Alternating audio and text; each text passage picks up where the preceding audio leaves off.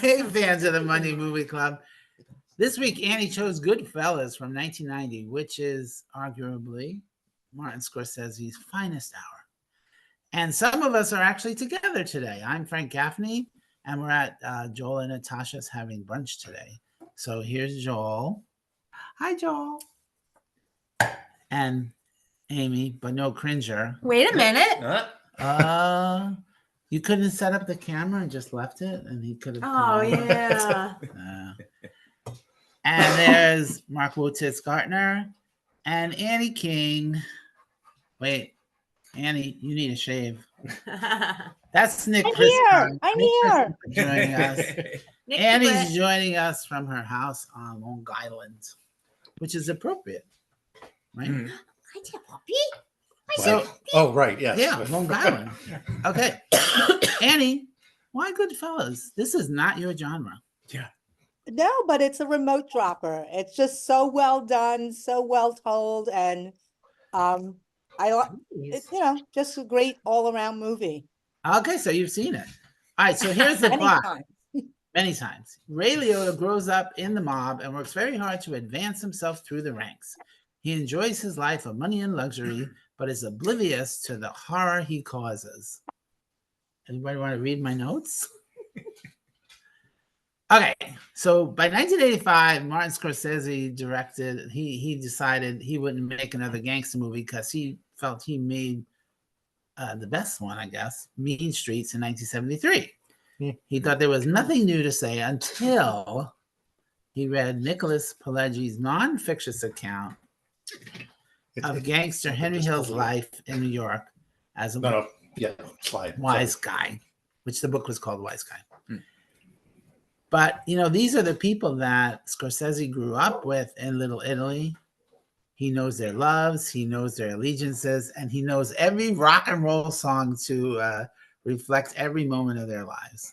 It's a great soundtrack. If you're a boomer, I guess. Okay. And so Scorsese tapped in. Scorsese? Why do I keep saying that? Is that right? That's what I normally hear. Yeah. Scorsese? Either one. I don't think he'd correct you. It's either Scorsese or Scorsese. So he tapped into his New York Italian-American Catholic upbringing and combined that with Henry Hill's surprising mob life, which led to the creation of this modern masterpiece, his third in many decades, the other two being in the 70s. Raging Bull. Oh, sorry. In the 70s. Taxi Driver. And in the 80s. Oh, Raging Bull. It's too early in the morning. He missed rehearsal. Yeah. He didn't know there was going to be a quiz. And while Francis Ford Coppola. Yes. Coppola. Hi. You're Italian. You should know how to pronounce these properly. The Godfather elevates its mobsters to a level of some kind of grand opera. Here, Goodfellas undermines the swagger of the gangsters, presenting them instead as pathetic and petty characters trapped in their own little world. But Scorsese also owns not only the big moments, but all the nuances of how the actions of these people affect the lives of the people around them. And every moment, every hairdo, every ritual is so beautifully realized. This is like home movies for me. Not the mob part, but everything else growing up in the 60s, 70s. And they filmed parts of it in Maspeth, Queens, where me and Aunt were living at the time. We were there. That was fun. And of course, the great cast, Robert De Niro, great. Ray Liotta, also. His best performance. Everyone is so good here. And it's like they're not even acting, they're just living their lives. Except, if I may be sacrilegious, I knew you were going to bring this up. Scorsese's mother, good Lord. Catherine as Pesci's mother with her anachronistic 1980s glasses that she's wearing, because it is the 70s after all. She certainly has the background to be Pesci's mother, but not the acting ability. But yet, there's an odd believability because she is that woman. Yeah. And there's even a moment where something improvised happens in the movie. I don't remember exactly what. And she turns to the camera and laughs. And she's just laughing as herself. Very cute. But really, what saves her scene is Joe Pesci. His performance as Tommy is exceptional. He won the Oscar here, and it kind of launched his career. And he has no problem showing how easily and rapidly Tommy can shift from 0 to 60.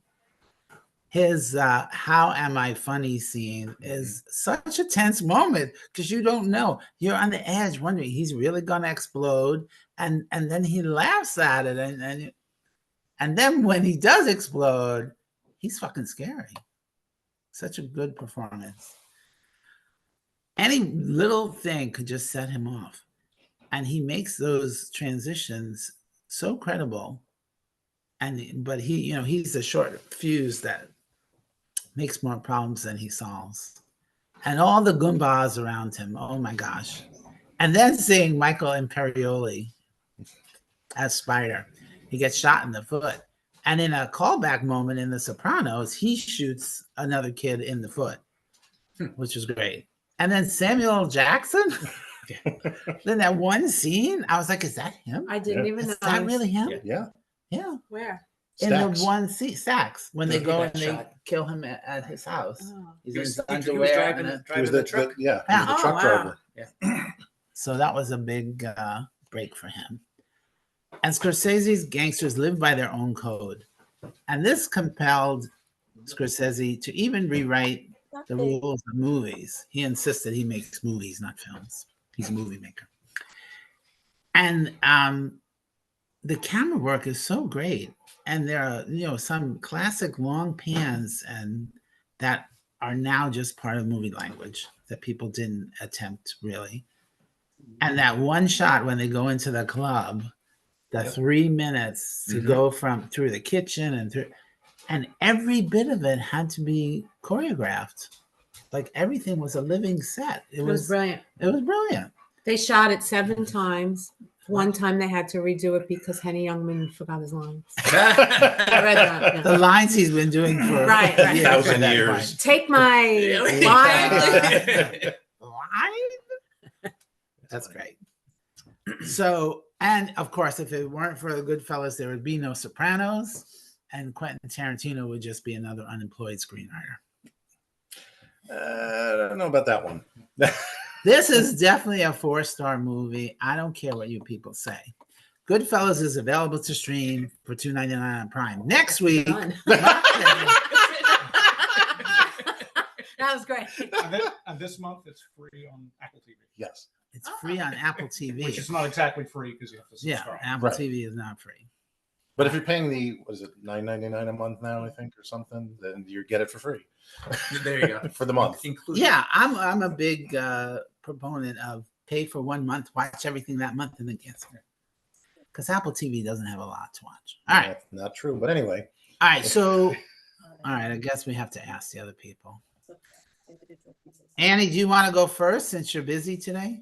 1 second. Go to Amy. And it's not your first time watching it. No, of course not. I did watch it back when it. But isn't technically every time your first time watching something at this point? Yes, so. very true. Except for Star Trek 2. Okay. I saw. Okay, I'm it- back. Never mind. Go ahead. Bless you. No, go ahead. I'm just kidding. Go ahead. Well, I don't really have anything to say. Frank said it all. I saw it when it first came out because all? he said it all. Because it was such a big, important movie at the time. So I very much remember. And well, Ray Liotta, who is this Ray Liotta guy? Yeah. And Joe Pesci. And he looks so beautiful in the beginning of the movie. And Oh my then God, at the he's end, you're like, oh, good beautiful. Lord, what Yeah. happened to you? Yeah. When did my cousin Vinny? My cousin was After. 94, right? This was Definitely 90. after, Yeah. So I really enjoyed it.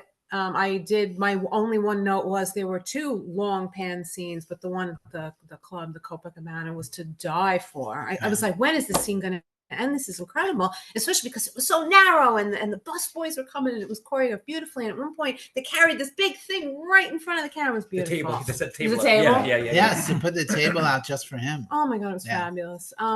But I didn't even take any notes because I didn't want to have to keep stopping. So I will give 3 3/4 stars. You can't write and watch a movie at the No, same I have to time. hit pause and talk. Pause. I love when this happened. Pause. You know, Okay. can't All miss right, lines. let's just go down the row there. Marky Mark. Oh yeah, this is You, of course, have seen it before. Oh yeah. This is I own it. It's in my collection. It's a top 10 for me. For me, this is the ultimate mob movie, and I guess I would say that The Godfather is good, but Godfather is good. Goodfellas is great. I love the soundtrack. So many parts of the movie, like you said, the funny how, which has been memed 1,000 times. But to me, I'm going to talk about garlic. The scene where Paulie is shaving the garlic in Yes. prison With a razor affected me. blade. That was 15 when this came out. I did not see it in the theater, so I was probably 17, 18 when we had a blockbuster night at my buddy's house and we watched this. And it really made an impact on me. I love that scene.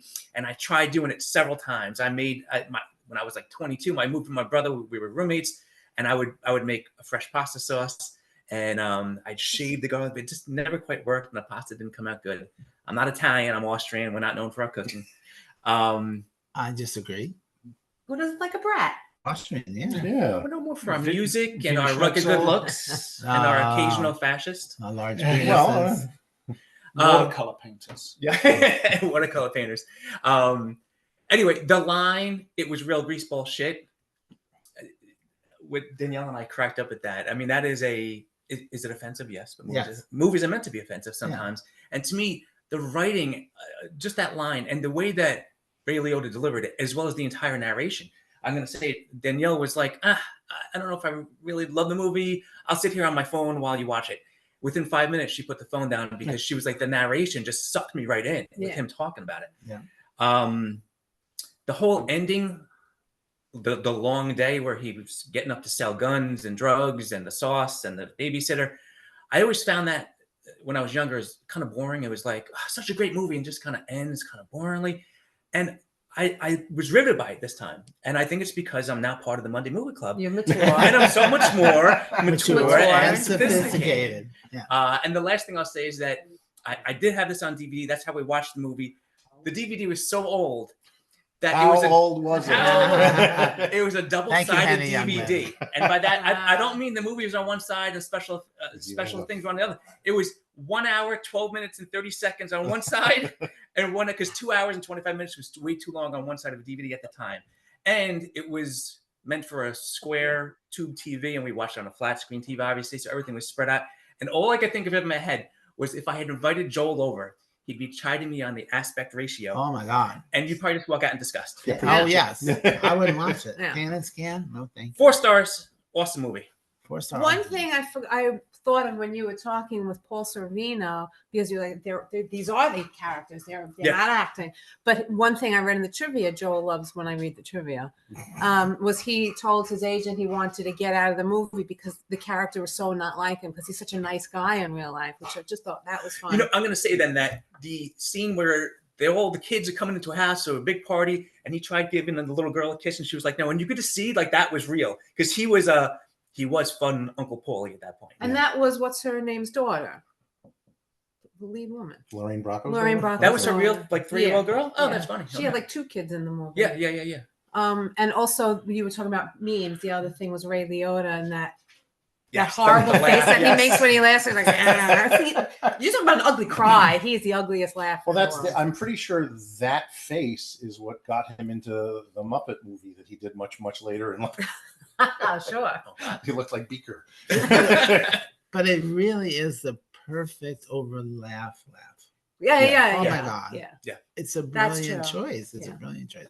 I hope he didn't really laugh like that. All right, here's our guest, Nick Prescott. Nick the Brit. Nick the Brit.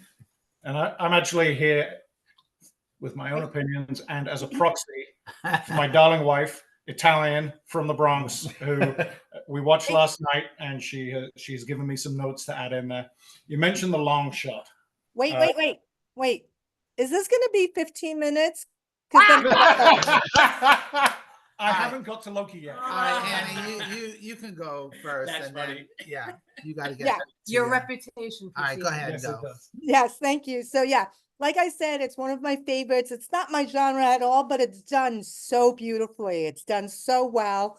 I love how like the narration, then it stops and then it goes on. And then Um, she picks it up. We hear Lorraine Bracco does some of it too. yes, right. I love that. You know, they're all great. I hated his laugh, but you're right. It's like the over the top laugh, but that's the one thing I hate about it, the movie is his laugh. And I love how they like have all these deals and it's all, you know, interconnected. Everyone's like in on it and everything. And my favorite is when the truck driver goes into the diner and then says, and when he exits, he says like, oh, 2 niggers just stole my truck. And he went to the payphone to call the police.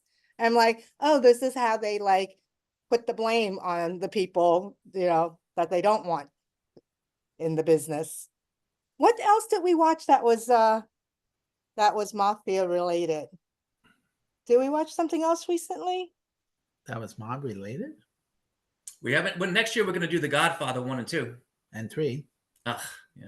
I don't remember. You didn't with me. I don't remember. The Sting comes in that general vicinity, but it's not really mob related. No, you know what? I just read the book The Godfather 1 and 2. So I think that's where it comes from. There is no. And what was your Godfather ranking? 2. 4 stars for me. It's a remote dropper all the way. And that's it. You're going to go back to your sale. I am, because now we have people. So Yay! the rain stopped. So enjoy your brunch. Sorry I missed you guys, but and you'll text me next week when and what movie. Okay. Just watch the video, then you'll know. Yeah, exactly. Yeah. Make it short. Otherwise, we're going to text you and tell you it's Leonard Part 6. Yeah. Um, And there'll be 42 texts when you get back. Okay, I'll watch the video. Bye.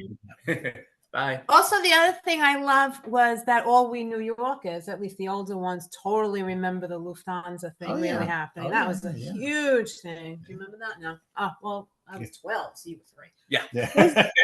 Is this the movie with the restaurant that's in Maspeth? You That's didn't it. watch the movie? No, I did, but is this the movie that has the Yes. yes. So me and Danny actually went to that bar, that restaurant. Oh, how funny. Yeah. Yes. We Okay. ate at that place all the time. Grand Avenue, Newtown. Grand Avenue. All right. See ya. Bye. All right, now you can have the floor and Now- 20 minutes. All right. Anybody want to get a drink? This is the time. Yeah. So what I wanted to talk about is Loki. Are they doing I'm the out. series 3? No. No, series 3. So. No. No, watched it with Jim Marie last night, and we talked a lot about the long shot into the Copa, and I've read about it actually. Some of the Steadicam design actually came from work they needed to do to get a camera to work in that scene. They actually designed some of the mechanics for Steadicams because it got so narrow in places. So it was revolutionary there. But Jim Marie particularly liked also the long shot where they are finding the people in the freezer truck, and it starts way up high, and then dips down and goes all the way in there. Yep. So you think about sort of the telescoping camera that must have been needed there, and I suspect probably they might have had to use some pulleys to balance things out as well, to keep it all balanced in there. I mean, it was no Rocky with the It was no Steadicam. Rocky, no. Frank, there was a note that I was given. You mentioned the music, and something that is apparently particularly jarring to New York Italians is when they get to the end, and My Way is playing. Yet it is a Sex Pistols style version. It's actually the Ramones. Yes, It's but Sid they, Vicious.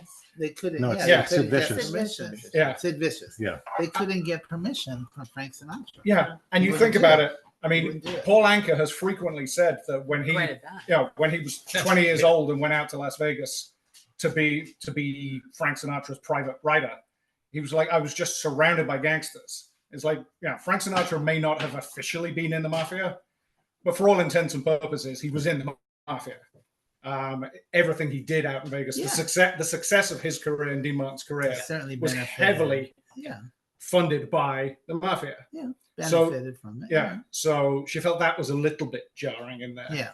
So But do you he think Frank wouldn't- he wouldn't Sinatra said agree. no Oh, yeah. because of the mafia He- ties? he may well have said, Yeah. I've got way too many people right next to me who are going to be Yeah. offended if I'm that Yeah. closely involved. Whereas Paul Anka apparently was fine with it because Yeah. he obviously got He wrote the lyrics. Is- Yeah. Isn't the movie star and The Godfather that they help out based on Yeah. Sinatra? Yeah. Based Yeah. on. Yeah. Absolutely. It's based on a few people. Okay. Yeah. You know. Yeah, but you mentioned how this paved the way for so many other things, and The Sopranos. Given that half of the cast of The Sopranos is in this, Goodfellas, Yeah. and there's a lot of interesting Easter eggs. You mentioned Samuel L. Jackson. The one that I really love is that, and you only briefly see him in there, Tony Lip, who is the character that Viggo Mortensen played in Green Book. Jeez. He's the he was the actual gangster. I Who didn't know was that. he was the doorman at the Copa. He was the one that was recruited to be that driver to take that musician through the South. Gotcha. Well, that- now we have to yeah. watch the Green Book. Yeah. Yeah. Yes, yeah. So and the more you watch the movie, the more little Easter eggs pop out at you. Yeah. And I'm somebody, I because think you're using the Easter egg term wrong. Because they didn't. they don't really the bury Lip, them yet. Yeah, Lip wasn't in there because he was the Green Book guy. No, It was just. it just happened to be Lip. there. Yeah, So that's it's like not really, right? That's maybe not really Easter eggs, but No. like hidden bits of trivia. Yeah. Yeah, and I'm somebody, and I get criticized for it by the lady upstairs about spending movie time on IMDb, but Goodfellas is one where you can go onto the IMDb page and spend another 3 hours just going through the trivia and the goofs and all of the connections because it is so intertwined in everything. Oh wait, and if anybody's gonna say, yeah, but there were Frank Sinatra's songs in The Sopranos, yeah, because he was dead by then.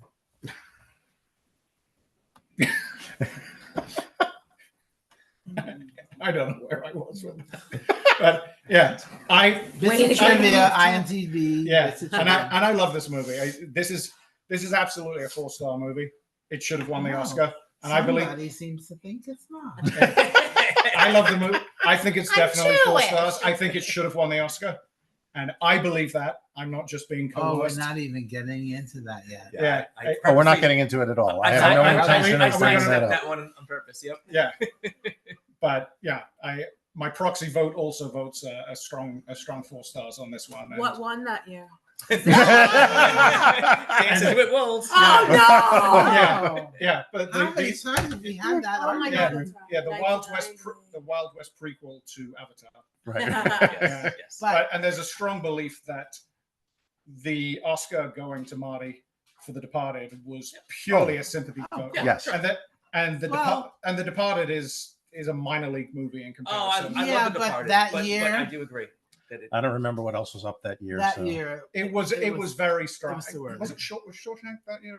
no, No, that was no, No, no. 94. Shawshank was much later. Yeah, That was the same But- year as Pulp Fiction and Forrest Gump. yeah. But yeah, 1990 was a very strong year as well, and but Goodfellas it was should no have won. 1984. No, not even close. And that 84 and then 94 too. Also, those 3 movies. 94 was a good year. I'm gonna have to look at 2004 to see if it's every Yeah. decade. Yeah, that could be. Could be. Oh, wait, that mean this year would be if it follows Right. through. Yeah. Well, The 40-year anniversary. Yeah. The greatest movie here. and then we can talk about it and say, you've got movies of the caliber of Forrest Gump or Madam Web. Right. Yes. Which we just started watching last night, by the way. I like how you put that. You started watching.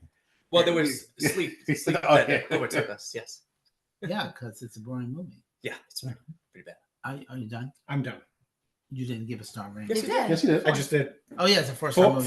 4 stars and And you want to Eight- weigh in? 4 stars from the other lady. 8 stars in total. 8 stars. Yes. Have you seen this movie? Of course. Nothing else to say. Oh my gosh, nothing else to Joel say. has- I know. Was he new to this? Did I just fall off the turnip truck? Maybe you forgot. I don't. Was he amuse you? Am I funny? Funny how. It's a 4-star movie. What else am I Okay. going to say? Okay. Thank you. Oh, you want me to say more? Yeah, of course we want to say more. Did Nick steal all your thunder? No, you all did. I honestly, I'm sitting here Usually thinking, you go last and you have all these. because I can always find things Observations. that you guys don't pick up on and stuff like Right. that. But honestly, it's such a well-made film in every stretch. From the acting to the writing to the editing Every to the stretch? yeah, I'm tired. Leave me alone. I was waiting for the Aspect imagination. might Yes, work. every Aspect. aspect. Yes, it's the voiceover narration, which we touched on. That it starts with Henry, and it eventually goes to Karen, and it's such a smooth transition. Yeah. It's not jarring, and it's beautiful. But Everybody's it's so mentioned that. great how at first she's so reluctant to be a part of it, and then she just embraces. She's like, I got money coming out my wazoo. There really isn't any. It's so amazing. There's no. I know you had a problem with Scorsese's mother, but even in the It's a grand scheme very of things, small, yes. it's if It's a that's very the small only flaw in the incident. film, it's a minor flaw Yeah. at best, and it doesn't detract from anything. Oh, No, It I is found her very easily, if you look over all the films that Scorsese's done in his career, it is easily his best film. Yeah. Sometimes I want to say it's my favorite, and sometimes I'm like, it depends on my mood. Yeah. And we're talking But it's like, always the case. yeah, it's always the case. And some of the other films that are like, I happen to love The Last Temptation of Christ. I know a lot of people can't stand it. I wouldn't say it's a 4-star movie, but it is one of my favorites of his. He's an incredible director, and I wasn't going to bring it up, but it's not so much that Dances with Wolves won Best Picture as it is that Kevin Costner won Best Director for the first thing he ever did. And I'm not going to take away from Dances with Wolves being a good film or anything like it is a good film in and of itself. I don't think he's a good director based on everything he's directed since then. Well, but you can't really, Joel. You have to. It's for that. Yes, movie. and he still should not have won. Yes, yeah, but he did do a very good job. He did a very nice job with the movie. But anyway, as I said, 4 stars, don't have much to add. It's a great movie. And 5 minutes later. Yeah, 5 minutes later. So, you really didn't add anything. I didn't. I basically, I've been repeating everything that everybody else is. Here's what I'll say. The shot going into the Copa is such an incredible shot that I'm pretty sure Brian De Palma stole it the following year for the Bonfire of the Vanities. Oh, that's funny. Which was But a much worse movie. right? But Joel, doesn't it have precedence because The Third Man, is that the movie with Orson Welles? Yes. And he does that opening tracking shot that goes on forever. There are a lot of so it's not unprecedented. No, it's not unprecedented at all. I mean, if you think about it, the Steadicam didn't really come into use the way we know it until The Shining. Right. And you've got all those shots of Danny driving the big wheel through the tricycle through the hotel. That's all Steadicam shots. Right. So but this was much more choreographed and intimate because it was such tighter quarters, and it's a brilliant shot. So I love it because even when, like I said, all the little moments, like just that scene when they finally you get to the Copa and they bring out the table just for him. There's a lady that got pushed on the side is so pissed off. Yeah. I was like, brilliant. She was the whole thing. It's just, Actually, I missed that. Okay. Man, oh my God, she's so pissed off that she had to move over. She's like, I also read in the trivia that reminded me of, and as Joel said, you never know if the trivia is right or accurate, but Joe Pesci, it claimed that Joe Pesci actually had that happen to him. Do I amuse you? With somebody very scary. And he told Scorsese about it. And he said, let's put that scene in the movie, but don't tell everybody else what you're going to do. Right. So their reactions are like, holy fuck. The thing with the IMDb trivia is that, anybody can throw something on there. Right. So it really has to be something that where is their source that they're adding it to. And a story like that, Scorsese tells it on the DVD commentary. It's well documented. It's from him. Yeah. But, that's why Wikipedia is better because they cite their sources. Even though any schmuck can cite a source. Yeah. All right. So Goodfellas, we already talked about where it's available at the beginning. Next week, Mark picked The Last Samurai because he would love to be The Last Samurai. He would actually want that to be like an attraction like Westworld where he could go and be The Last Samurai. Be a samurai for a day, sure. Yeah. And then it would be $3,000 for one day. $3,000 for one day. Yeah, no. Danielle said okay. We love Danielle. But the Last Samurai is only available to stream for cash money. Or come over to my house. It's also in the collection. To watch it on a DVD that you have to flip the sides and it's This one's not a little, this is anamorphic a properly. little newer. Okay. I may have an alternate source for it as well. But You know a guy? what's that? You know a guy? I know a guy. But yeah, we don't talk about it because the FBI could be listening. All right. Mark's address is 21. All right, that's it for us. You have to go over there, Joel. Yeah, I know. Stop it. Okay. It's going to take you 5 minutes to get over there. I'm Frank Say your Gaffney. Go goodbyes. watch a movie. And also with you.